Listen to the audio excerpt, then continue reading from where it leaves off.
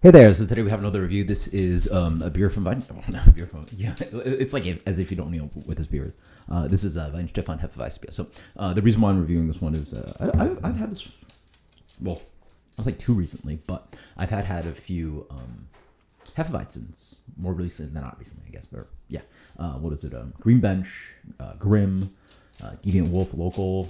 Hell, we make one at Stanford Brewing where I work, and I always knock a lot of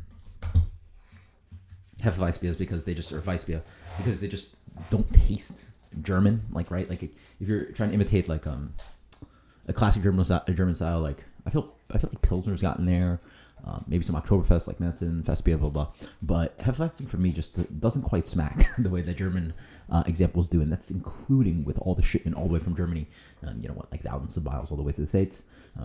Granted, I haven't had Live Oak. Oh, I had a really good one in Texas. You guys, oh jeez, I forget the name of the brewery. Anyway, that was really, really good. It was like a German style brewery out of Texas, but in general, not really something that I find American breweries do well. So why not put my money where my mouth? I mean, obviously, if I put my money where my mouth was, I'd do it for like full blind American examples versus German examples. But I thought I'd recalibrate. This is an important thing to do. You know, just go to your store and revisit some of the classics. And when was the last time I had a Weihenstephaner? I don't remember. It's probably been about a year. So let's revisit this guy. So first thing you notice about this Hefeweissbier is that it just pours like that head I can't get out of an American Hefeweizen. Like it just like this carbonations and like look at the amount of foam on that. And look at the amount of foam here. And I'm pouring it pretty gentle. And then actually store this. Well, actually have the beer fridge, so it's on the side. So it actually, ideally, it has all the yeast and everything in there ready. But and then ideally, like if you had it stored upright, you do a little swirl on the bottom because you have a little bit rear left. Do the system thing, blah blah. And then look at that freaking beer. I could have used the Teku, which is aromatically a little bit better, but I seem to like the Willi Becker just for the drinkability. It's not great for aromatics, but I think I'm gonna. It's nice to mix it up. Date. Jeez, I forget how this thing works. So, from what I understand, it's 013-3, which I believe is like the 13th week of the month, or sorry, 13th week of the year plus a 3, which is 2023. That means this should be quite fresh. Maybe, yeah. This could be like a 3-4 month bottle, which is pretty good. I believe that's how it works, by the way. If not, it should be. If not, it could be also German dating. It wouldn't be 03. Oh, it wouldn't be January 3rd, 2023. It'd be, they do, which makes sense, day, month, year. So it could be March 1st. But somewhere around there.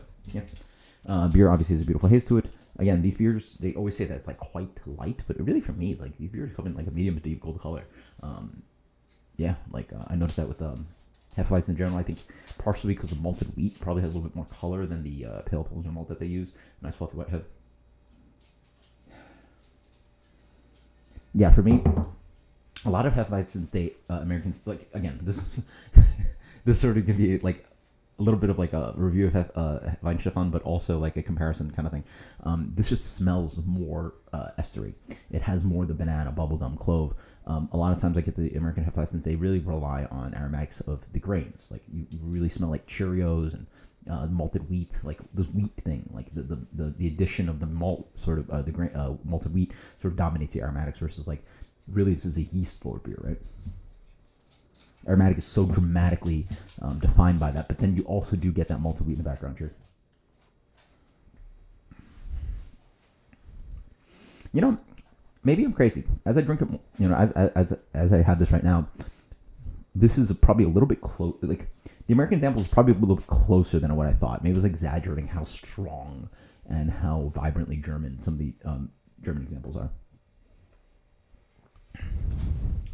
Nice fluffy mouthfeel up front. You sort of get that fluffy head. That's part of it. It has a creaminess that I feel the American examples generally don't tend to have. They end up a little bit thin and skinny. This has a, like, again, it's like almost like hazy IPA. One of the best analogies for hazy IPA I have is actually just Weissbier. Like it's ester forward, fruity, just like hazy IPA. Has a body, low bitterness, blah blah blah. So it actually does a lot of things that a hazy IPA does. Yeah. For me, it's a textural thing. It's so important. The carb is also there. The fluffiness of the head is there. So that's so much of what defines this beer, the creaminess that the American examples tend to not have. But I guess on a flavor profile, it is pretty accurate. I mean, you get the same kind of like, familiar tasting notes as the classic. It's bubblegum, clove, banana, a little bit of that kind of Cheerio, dried, grainy character, a little bit like bran, like raisin bran, like the bran. So it has a lot of cereal characteristics to it. Obviously, the malted wheat. But yeah, this beer just crushes. I mean, it's got this drinkability and creaminess to it that, again, I think hazy IPAs is the best analogy I can give you, versus a lot of the American styles just don't have that, and the carb is not quite there. Like I couldn't pour, this really is actually more analogous to Belgian beer than German beer. You can't pour this beer gently, or no, sorry, you have to pour this beer gently.